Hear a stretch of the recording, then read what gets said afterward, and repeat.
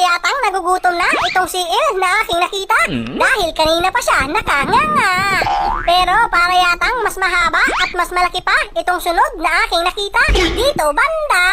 Grabe, napakalaki nga niya talaga. Kaya naman dapat nating patamaan sa may bandang ulo nang sa ganon hindi makatakas kapag nagpupumigla. At ay, hala, di ko inaasahan na hindi siya matatamaan dahil hindi naman gumagalaw ng aking pinitikan. Pero sadyang ganyan talaga minsan ang ating kapalaran. Hindi natin alam kung ano ang ating kinabukasan. Katulad na lamang nitong isda sa aking harapan. Hindi niya alam na siya ay pang-ulam na mamayang hapunan. Patay kang isda ka! Ayos dahil nakakuha na tayo ng isdang buy na mano at napakasarap pa naman sa tinula nit. Ay, nako! Grabe, hindi na nga tinamaan ang siil kanina.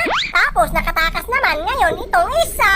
Kaya naman binalikan ko agad dito sa kailaliman dahil parang malubha na rin ang kanyang karamdaman. Patay kang isda ka! Ayan, mabuti na lang at atin siyang nasundan. Kaya naman matutuloy pa rin ang ating pang-ulam na sinabawan. Pero para yatang kulang pa ito. Kaya naman kinakailangan nating bumalik dito sa kailaliman ng mundo. Kaya lang sa paghahanap parang kailangan nating sipagan. Dahil kahit maliit na isda, wala man lang nagpakita sa aking harapan. Pero ako naman ay naniniwala sa kasabihan na ang taong matyaga sa paghahanap ng pang-ulam panigurado hindi makakautang sa tindahan. Oh, di ba? Nakikita niyo naman ang isdang napakaamo tapos napakasarap pa sa prinito. Huli ka! Ayan, napakaamo talaga ng isdang ito. Pero alam niyo ba na ito'y binabalatan muna bago iprito?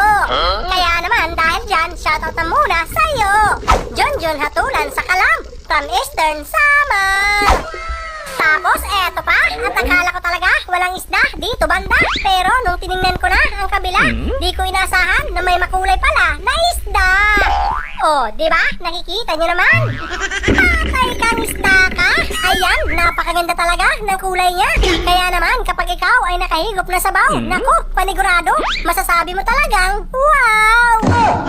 Tapos eto pa, at akala ko talaga isdang pang tinula na naman itong aking nakita dito banda. Kaya naman pala medyo bilog siya, kasi naman butiti ito na nakakalason ng tao.